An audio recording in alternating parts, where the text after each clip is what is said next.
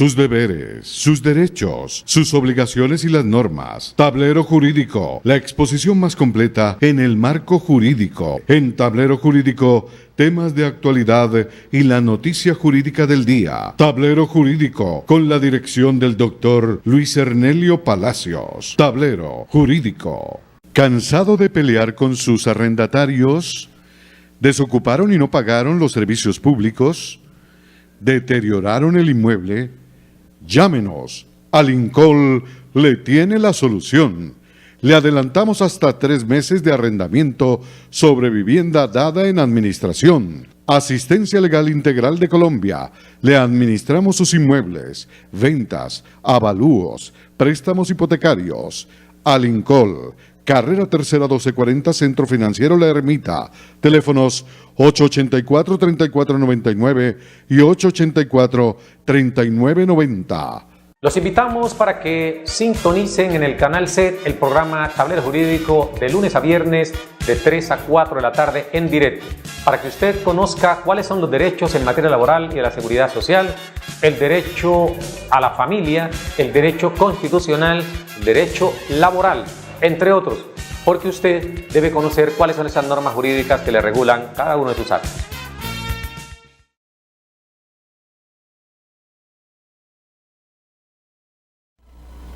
Amables televidentes, tengan ustedes muy pero muy buenas tardes. A partir de este momento y hasta las 4 estaremos acompañándole en este su programa Tablero Jurídico, un espacio pedagógico que le orienta en torno a lo que son sus derechos en materia laboral y la seguridad social, el derecho civil, el comercial, el derecho de familia, el constitucional y por supuesto el derecho a la salud. Usted marca nuestras líneas de participación 331-2265, 331-2265 o el 325-7570, 325-7570. Llámenos ya, coméntenos su caso. Nosotros hacemos trabajo pedagógico con sus preguntas, porque aquí venimos a aprender ese tipo de situaciones donde usted no sabe qué hacer en materia jurídica. Nosotros le vamos a orientar. Mientras tanto, queremos iniciar nuestro tema en el día de hoy entre lo que son las víctimas y los victimarios en Colombia. La víctima, ¿quién sufre? La agresión, el perjuicio, la ofensa por parte de otro sujeto llamado victimario, quien es el encargado pues de propiciar tal situación o afectación a un tercero.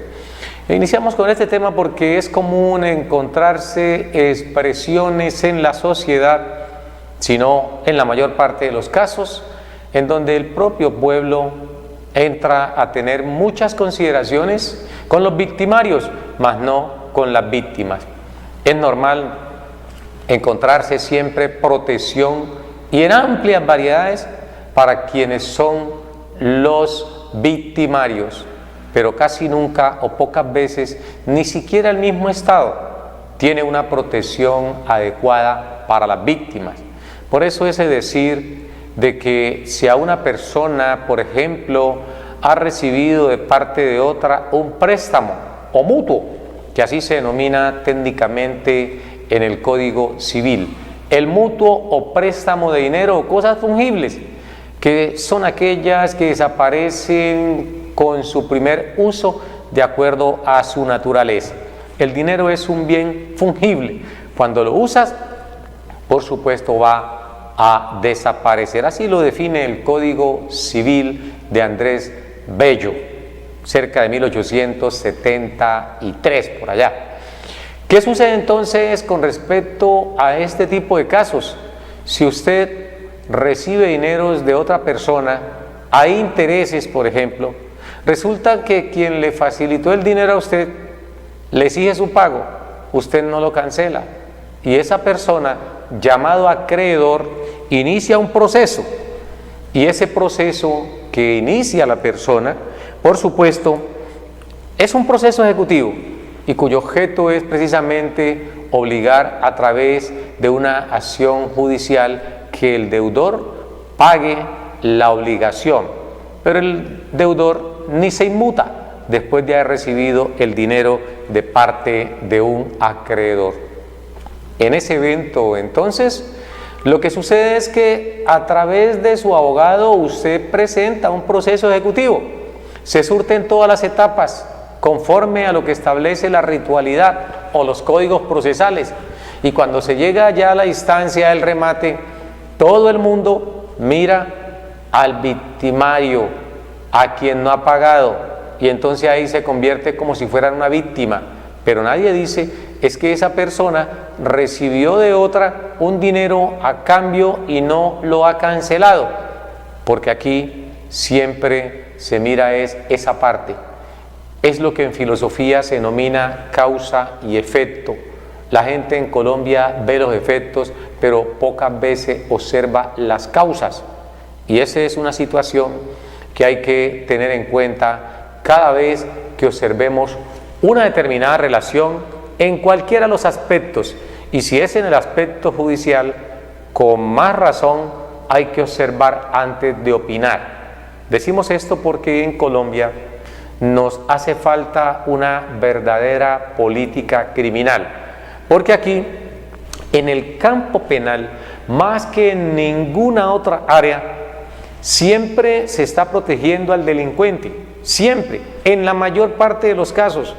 Creo que ninguna nación o pocas naciones tienen un índice tan alto de impunidad como lo tiene Colombia.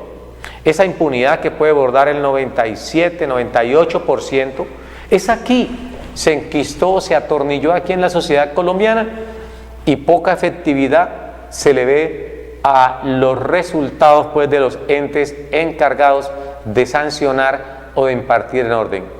Parece como si fuesen ruedas sueltas, no hay una sincronización, no hay una armonía entre los diversos entes del Estado cuyo papel principal es aplicación de la justicia en aquellos casos en donde una persona quiera quebrantar el derecho de otras. Por eso, cuando hablamos aquí de víctimas y de victimarios, también hacemos ese énfasis en la parte penal. Y aquí lo extraño es que entre más grande sea el delito, más probabilidades de quedar en la impunidad existe.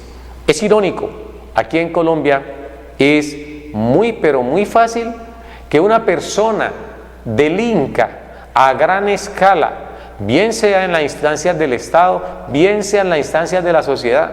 Aquellos que cometen masacres en la sociedad, aquellos que se apoderan de los dineros del erario público, todo ese tipo de personas casi nunca son sancionados como lo establecen los códigos.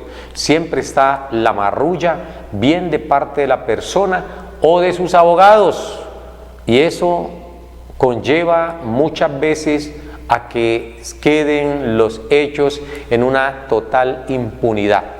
Hay que iniciar una política criminal coherente de cara a lo que realmente sucede en el medio social nuestro, y que tomemos ejemplos de otras naciones.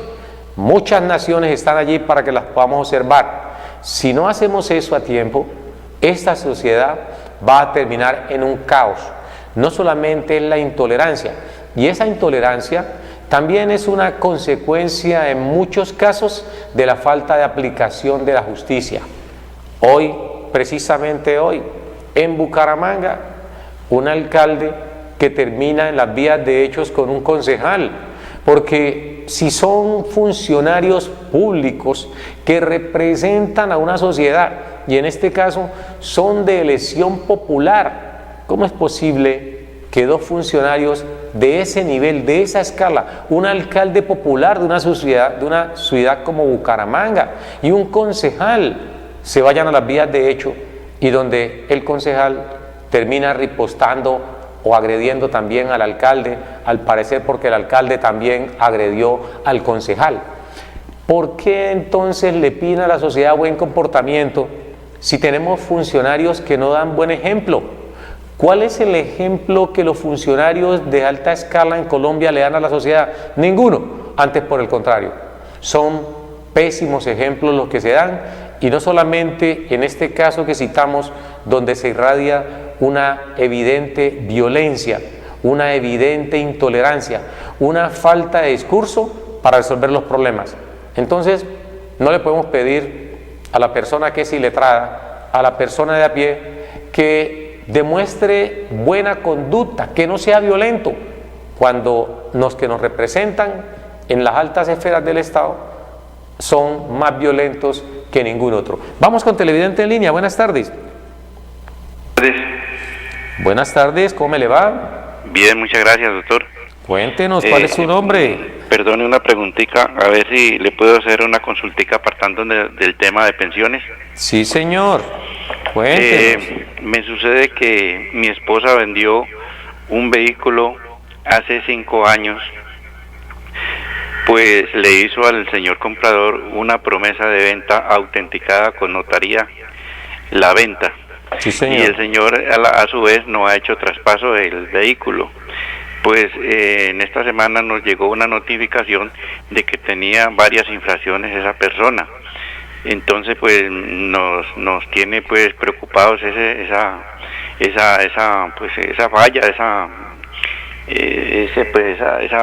forma de actuar el señor que nos compró el vehículo, porque nos engañó que a los 8 días lo hacía, y resulta que el señor ha vendido por 2 veces el vehículo, y yo fui y le hice el reclamo y me dice de que tiene que conseguir a la otra persona que lo vendió y que está cometiendo las fallas.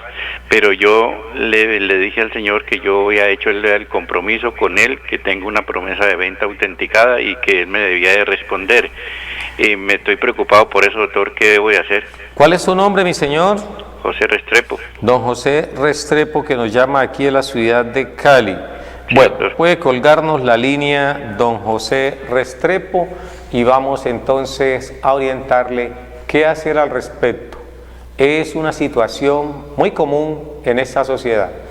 Las personas que en ese caso, un rodante, ese vehículo que estaba a nombre de ustedes, se lo venden a un tercero, casi siempre hacen un traspaso, entre comillas, disque abierto, porque quien lo compra tiene la opción de vender, y lo hacen con el ánimo de que ese comprador no registra para ahorrarse de pronto la inscripción del vehículo, los pagos de los impuestos y demás trámites que conlleva pues este tipo de solemnidades de trasladar un vehículo. Y ese es un error garrafal que se comete a diario. Por fortuna, en su caso, don José Restrepo, únicamente la Secretaría de Tránsito está exigiendo el pago de unas infracciones. Pero imagínese usted que en este momentico consigan en ese vehículo a una persona secuestrada, a una persona asesinada o cualquier otro tipo de delitos que caracteriza a esa sociedad. Van a ir corriendo a capturarlo a usted, que figura registrado en el tránsito como propietario, y ahí es donde usted tiene que dar las indicaciones de lo que sucedió. Si las autoridades lo consideran, pues hombre, ese documento que usted tiene en su poder es una prueba fehaciente de lo que hizo, pero mientras tanto a usted lo van a detener, lo van a tener ahí recluido. Entonces, ¿cuál es la recomendación que le hacemos a una persona si vende un vehículo? El traspaso nunca lo hagan abierto, cerciórense que la persona lo registre. A veces por el afán de realizar las transacciones dejamos espacios. Nadie es más responsable de nuestros propios problemas que uno mismo. Ahí está la típica prueba. Usted va a registrar un vehículo hoy y no lo puede hacer porque figura como moroso de infracciones de tránsito, y hasta que no se ponga al día no puede hacer ningún tipo de diligencia en ese aspecto. Y ahora bien, ¿puede la Secretaría de Tránsito iniciar un proceso contra usted, un proceso de cobro coactivo, embargarle bienes, una cuenta que usted tenga, un vehículo, una casa, cualquier bien lo puede hacer la Secretaría de Tránsito? ¿Usted qué debe hacer en este caso, don José?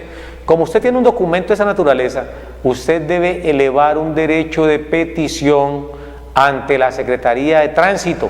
Eleve ese derecho de petición y lo mismo que usted me está narrando por aquí, nárreselo a la Secretaría de Tránsito para que se abstengan de bloquearle a usted cualquier tipo de transacción ante esa institución, y peor aún, que no le vayan a iniciar un proceso de cobro coactivo, porque allí sí no hay nada que hacer. porque ellos están en todo su derecho, porque quien figura allí en las centrales de riesgo, quien figura en los archivos de la institución como dueño de ese vehículo es usted y no el tercero, así tenga, por supuesto, un contrato en su poder. Hay que anexarle copia de ese contrato a la petición y decirle a la Secretaría de Tránsito lo que ha sucedido.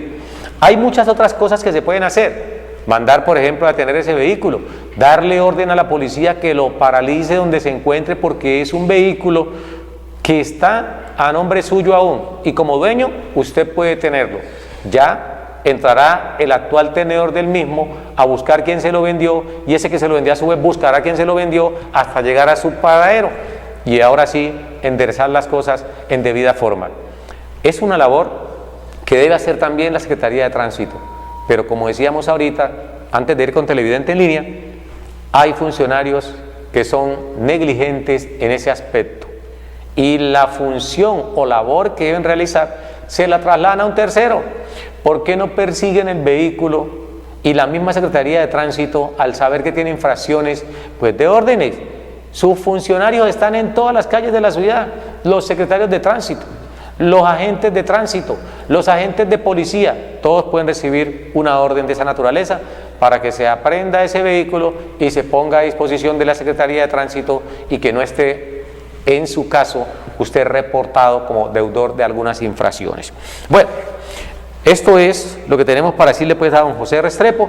Podríamos quedarnos hablando aquí toda la tarde de muchas otras acciones que usted puede hacer. Ojo, usted no puede denunciarlo por hurto, porque ya hay un famoso deportista aquí a quien hizo eso y tiene sus consecuencias. Pero bueno, ya le explicamos si el tiempo nos alcanza porque tenemos otro televidente en línea. Buenas tardes.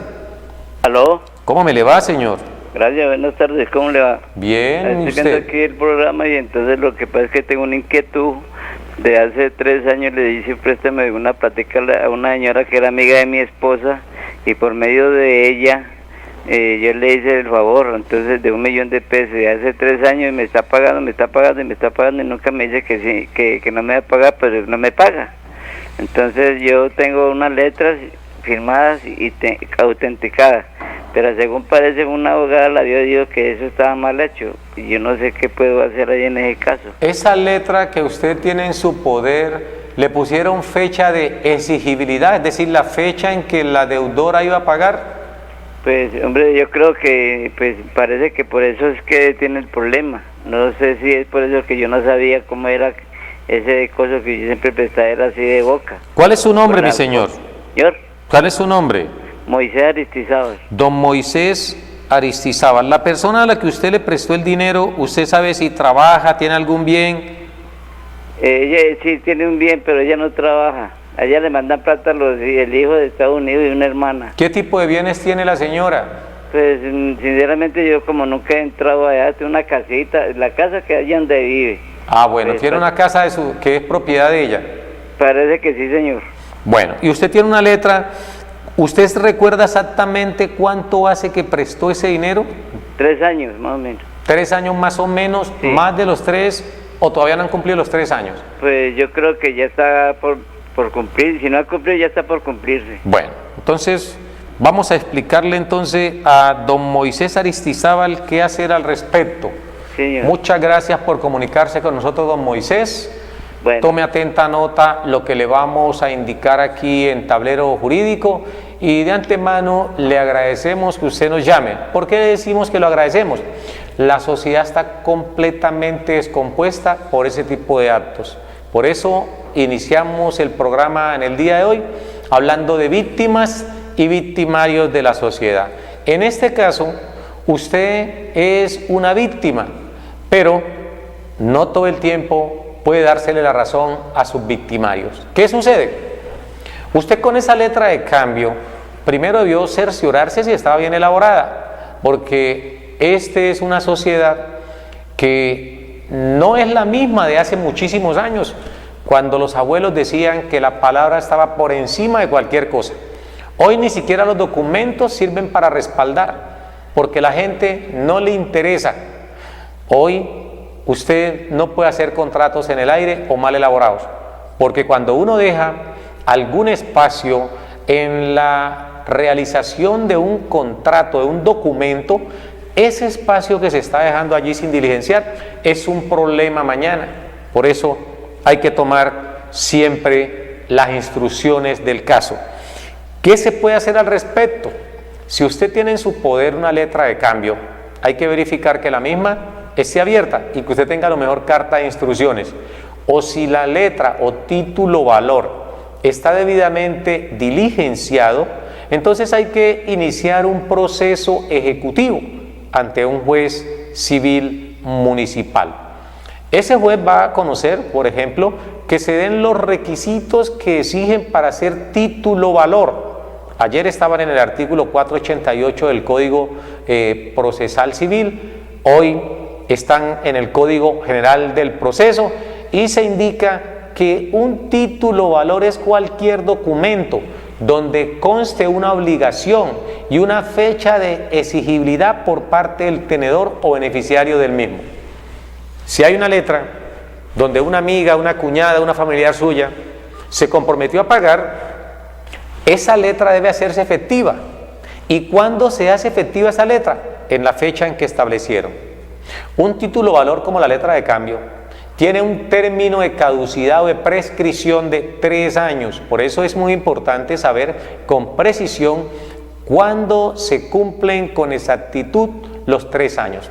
Recordemos que los 3 años no se cuentan a partir del momento en que se entregó el dinero. No. Por eso le decíamos a usted, hay que mirar si ese título valor tiene una fecha de exigibilidad. El título se puede haber creado hace 10, 15 años atrás, pero se dijo que la señora pagaba hoy. Usted a partir de hoy o a partir de mañana comienza usted a contar 3 años. No es la fecha, repito, en que se crea el título, que puede tener 1 año, 2 años, 5, 10 años atrás, sino a partir del momento en que la persona obligada se comprometió frente a usted a decir, le voy a pagar. Hoy llega la misma señora, le dice, présteme 2 millones de pesos, usted le dice, con mucho gusto, ¿cuándo lo va a pagar? En 3 años, el día 28 de noviembre del año 2021. En ese evento, entonces, 2022, entonces usted en ese evento, usted diligencia la letra, ella la firma, y el 28 de noviembre del 2022, es decir, 3 años después, comienzan a correrse el término, y ese término es el que hay que tener siempre presente. ¿Para qué? Para hacer exigible el título, porque si usted 3 años después de haberse hecho exigible el título, usted no lo cobró, pues en ese caso no va a poder hacerlo porque ya prescribió la fecha o el término entre el cual usted iba a hacer efectivo el mismo. Eso sí es una letra de cambio, porque hay otros títulos valores que prescriben en un término menor, como el cheque, que prescribe solamente en 6 meses, para citar pues una situación que permite ilustrar un poco con este ejemplo. ¿Qué debe hacer entonces? El título usted puede endosarlo en procuración para que un abogado o usted mismo, porque es un negocio de mínima cuantía, pueda demandar a la señora. Y el objeto de la demanda es lograr que ella pague a través de un cobro coactivo, un cobro persuasivo que le hace ¿quién? Un juez de la República. Retomo, porque usted preguntará ¿por qué lo felicitamos si llamó? Porque es que pocas personas en Colombia llaman. Simplemente, como no existe efectividad de la justicia en muchos casos, se valen de otras personas, de terceros. Ya ni siquiera visitan al abogado, se van desde la moto a cobrar. Y eso es lo que no se puede socializar en Colombia. Eso es lo que hay que impedir. Por eso aquí en otros espacios hemos dicho, no importa la suma que usted adeude, lo importante es que usted muestre el interés de pagar. Si usted debe 1 millón de pesos, no tiene el 1 millón de pesos para cancelar, dígale, le voy a abonar 20.000 pesos. Eso sirve. Eso es mostrar interés en querer pagar sus obligaciones. Pero si la persona no muestra ningún interés y antes por el contrario se molesta cuando le van a exigir el pago de la obligación, ahí hay un problema. Y es un problema porque infortunadamente de los pocos países donde las deudas civiles no penalizan es en Colombia. Pero si en Colombia se penalizara, esa es otra situación. Casi más del 80% de la sociedad colombiana estarían en unos procesos penales por no pagar sus obligaciones. Allí hay una contradicción.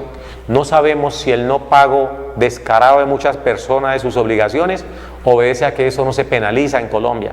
En otras naciones, si usted adquiere una obligación de esa naturaleza, si usted no paga, lo pueden penalizar. Y es una sanción penal, no una sanción civil, que es lo que existe en Colombia. Lo pueden penalizar. Por eso, don Moisés Aristizábal, corrijo, usted puede hacer exigible ese título, córrale. Si está mal diligenciado, ese no es un problema para no hacerlo efectivo. Ahí en pantalla aparecerán más luego nuestras líneas telefónicas para que usted se comunique con nosotros. Agende cita previa y si el título está mal elaborado, hay que redactar la demanda y explicarle al juez de la República que no se puso la firma donde era o no se puso la fecha donde era. Es decir, la inconsistencia que presenta el mismo. El hecho de no estar bien elaborado no significa que está invalidado frente a la sociedad. Hay que mirar por qué quedó mal elaborado y de esa misma forma entonces plantearle al juez de la República para que le ordene a la deudora de esa obligación que se ponga al día con la misma. Don Moisés, muchas gracias por comunicarse con nosotros. Esperamos haber sido claros en la explicación suministrada. Recuerden que estamos en Tablero Jurídico, el espacio pedagógico que le orienta en torno a sus derechos. Pues bien, la pregunta que nos hace don Moisés es muy acorde con el tema que estamos desarrollando. Ya habíamos citado ejemplo precisamente en torno a ese tema, pero el ejemplo que estábamos ilustrando es el de la parte penal, porque aquí en Colombia se ataca siempre al bueno. Si usted le prestó plata a la señora, todo el mundo va a caerle encima a usted y lo van a reprochar. No es a usted que van a reprochar porque usted tuvo un acto de voluntad de hacerle un favor a la señora. No sabemos qué calamidad tenía en el momento, no podía ir donde un banco para que le prestaran. Usted le salvó de un problema mayor, una enfermedad, una obligación peligrosa o cualquier otro tipo de cosa. Le iban a cortar los servicios, cualquier situación podía pasar. Usted, señor Moisés Aristizábal, tiene un acto de buena voluntad, le facilita el dinero y esa persona, en vez de agradecerle que usted le hizo ese favor, termina negándose a pagarle la obligación. Y cuando usted le pone el tema a alguien conocido, entonces atacan a Moisés y le dicen: ¿usted por qué le prestó la plata? ¿Por qué usted hizo eso? Y todos los regaños van para de usted. Pero nadie le dice a la señora que pague, que usted es una persona bonachona, que le prestó esa suma. Por eso algunos acreedores, repito, no van a cobrar con el abogado, sino que utilizan otros medios. Y por eso la sociedad está completamente descompuesta en ese aspecto. Hay que cumplir con las obligaciones. No importa que usted pueda abonar lo mínimo que su situación económica le permita. Lo importante es que lo haga. Y eso es una muestra de querer resolver los problemas de manera justa, de manera legal. Es posible que la persona no la acepte, pero muéstreles interés, pague. Asimismo sucede en muchos otros aspectos, donde se ataca ¿a quién? Como siempre, a la víctima, no al victimario. Se protege al victimario, no a la víctima. En el campo penal, si una persona es sorprendida cometiendo un delito, hurto, homicidio, lesiones personales, cualquiera de ellas, lo procesan. El primero que llega es el juez de garantía. ¿Y para qué llega el juez de garantía? Para garantizarle los derechos ¿a quién? Al victimario, no a la víctima, porque la víctima supuestamente está protegida por el Estado, pero un Estado como el nuestro, donde no se protege a nadie, nunca va a encontrar una respuesta positiva. Por eso, ¿a quién se protege? Al victimario. Le dan casa por cárcel, se vencen los términos porque siempre se dilatan y se dilatan, le van a hacer rebajas de pena por una u otra circunstancia. En cambio, la víctima, en muchos casos, por ejemplo, un homicidio, ¿de quién? De un menor, de un niño. ¿Por qué? Por robarle un celular, por robarle unas zapatillas. Pues bien, el padre de esa víctima lo sepulta y ahí no queda el problema. Si con los familiares se verán los problemas, no habrían quizás problemas. No, uno sepulta a su familiar y se queda con el problema para toda la vida. Y nadie, absolutamente, el Estado no tiene campañas para adelantar un trabajo psicológico, un trabajo de reanimación para esas personas. Pero vaya, pregunte usted y se da cuenta que los victimarios todos tienen protección. Les nombran psicólogos, tienen allí el juez de garantía, el mismo juez trata de dosificarle y darle la mínima de las penas. Eso es una locura en el país. Citamos a manera de ejemplo en Alemania el año pasado que un sujeto le tiró una bomba a un bus, una bomba, un hincha de esos furiosos que pululan por muchas calles del país y de algunas otras naciones. Hubo 2 heridos. Pues esa persona acaban de condenarlo, 14 años de prisión, sin beneficio de excarcelación. Nada de que casa por cárcel, nada de que estudia o trabaja y le rebajan, nada, eso no existe. La persona tiene que aprender, y no aprende solamente ella, sino todos aquellos que se comportan de igual manera, tienen que darle un escarmiento. Y así tiene que ser el peso de la ley en Colombia. Pero aquí en Colombia, todos los que denuncian y a quienes denuncian son inocentes. Aquí son inocentes siempre, no hay culpables. Parece ser que es un país de dementes porque la información está allí, las denuncias, las pruebas, y todo el mundo sale ileso, fortalecido, completamente fortalecido. Miren ustedes, el estelar ministro de Hacienda que tenemos, un escándalo, se hizo una denuncia y salió, fue, ¿quién? Ganancioso, salió fortalecido. ¿Quién lo protegió? La mayor parte del pueblo, sus congresistas, sus áulicos, y así sucede. Vamos con Televidente en línea, ya regresamos. Bueno, buenas tardes. Aló, buenas tardes. ¿Cómo me le va, señor? Amiga, lo que pasa es que tengo un inconveniente, o no inconveniente, sino que necesito a ver si usted me podría ayudar en un caso. Cuéntenos, mi señor, ¿cuál es su nombre? Mi nombre es Albeiro. Don Albeiro, ¿de dónde nos llama? De aquí de Cali. ¿Y su inquietud cuál es? ¿Perdón? ¿Cuál es su inquietud, su pregunta? Lo que pasa es que necesitaba averiguar cómo podría retirar una plata que tengo en un fondo. ¿En un fondo de qué? ¿Fondo de empleado? ¿Un fondo de pensiones? No, de pensión. ¿Qué edad tiene usted? 43. 43 años. ¿Y en qué fondo de pensiones está? Pero en Horizonte.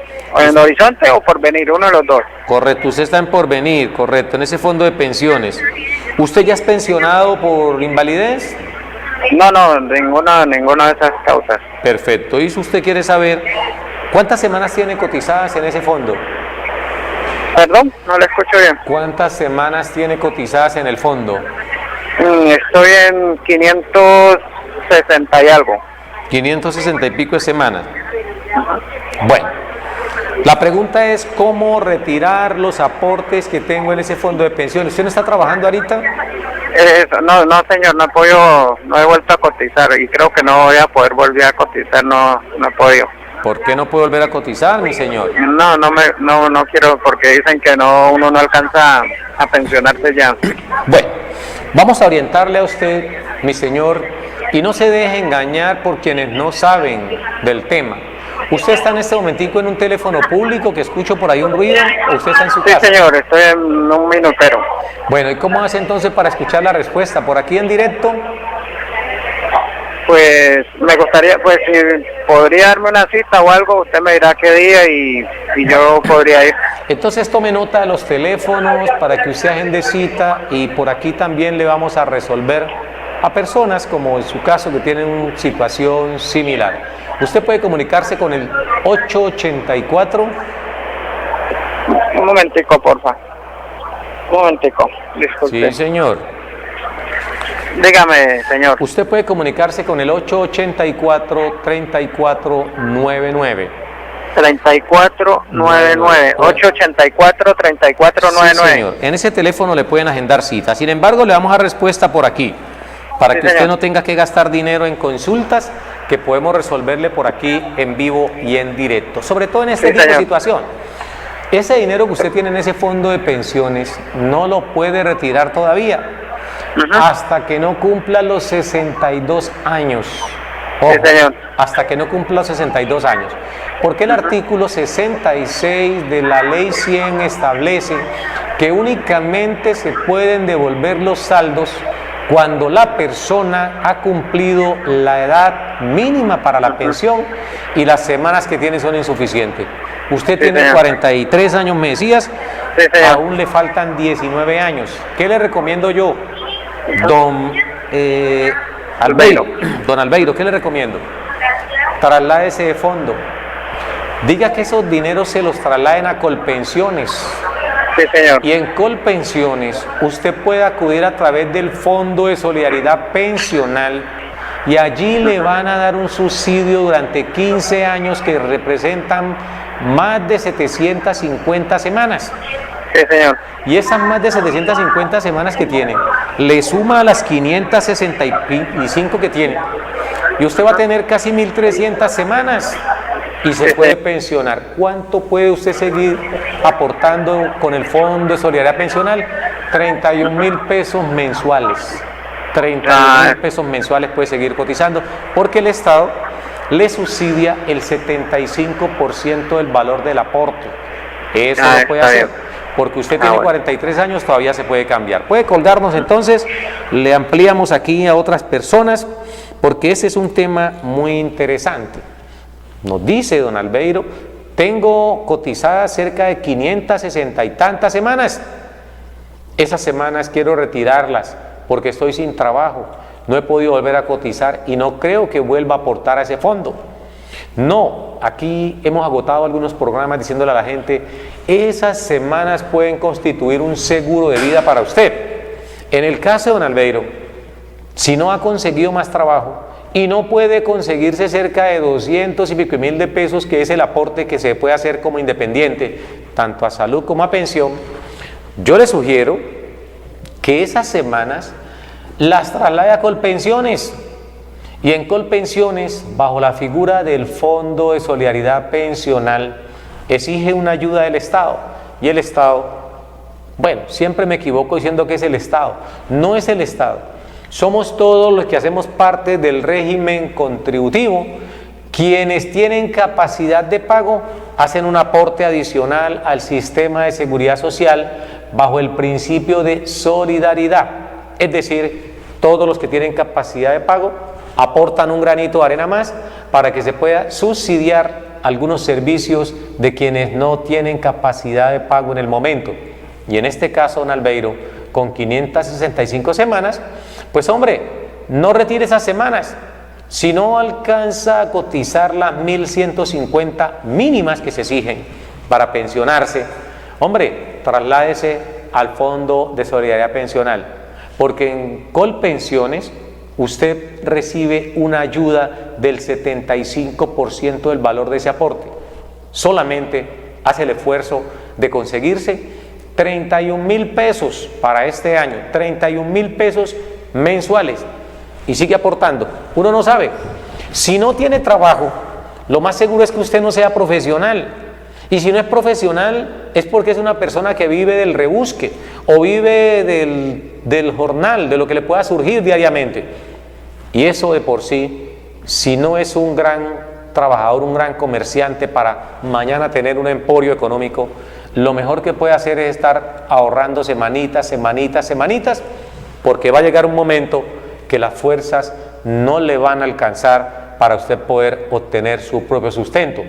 Y es allí, cuando cumpla los 62 años, que se va a dar cuenta que no hay quien le ayude. No hay un hijo, un padre, unos hermanos que le vayan a subsidiar.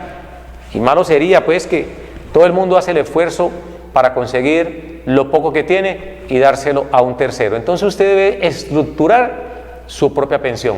De esa forma, poco a poco va haciendo aportes. Eso hoy a lo mejor no significa mucho. Es un aporte de 31.000 pesos. Pero mañana Cuando ya cumpla 62 años, se va a dar cuenta que tiene 1.300 semanas si este gobierno o los otros no aumentan el número de semanas y la edad. Entonces, allí puede obtener una pensión de vejez. Y si la mosca, Dios no lo quiera, un accidente, un siniestro, usted llega a quedar con pérdida de capacidad laboral del 50 o más %, pues hombre, usted tiene unas semanas allí cotizadas para que pueda reclamar una pensión por invalidez. Pensión por invalidez. Por eso, no es bueno que las personas se precipiten a sacar lo que tienen allí depositados en los fondos. Esa es una parte que hay que resaltar de la Ley 100, en donde estableció que únicamente cuando las personas cumplan la edad y no tengan las semanas suficientes, porque en este país de incertidumbre laboral, en este país que la Ley 50 del año de 1990 generó inestabilidad en el trabajo, muchas personas trabajan una época, otras no trabajan, y así es muy difícil que puedan estructurar una pensión. Y si se encuentran sin trabajo en un tiempo dado, pues hombre, ¿qué es lo primero que hacen? Echarle mano a lo que tengan por ahí al alcance. ¿Y qué tienen al alcance? Un ahorro para la pensión. Ese ahorro es sagrado y no lo pueden tocar. No piense que lo que usted está depositando o ahorrando para la pensión es para usted salir de un problema en cualquier momento. No. Piense solamente en resolver un problema con eso cuando ya haya cumplido los 62 años si es hombre o los 57 años si es mujer. Pues bien, nos informan por el interno que el tiempo se nos acabó. La invitación es para mañana en punto de las 3, cuando estaremos aquí en Más Tablero Jurídico. A todos ustedes les deseamos una muy pero muy feliz tarde, un fuerte abrazo y un Dios les bendiga. Estén atentos a lo que va a pasar en el Congreso de la República. Dios los bendiga. Sus deberes, sus derechos, sus obligaciones y las normas. Tablero Jurídico, la exposición más completa en el marco jurídico. En Tablero Jurídico, temas de actualidad y la noticia jurídica del día. Tablero Jurídico, con la dirección del doctor Luis Ernelio Palacios. Tablero Jurídico.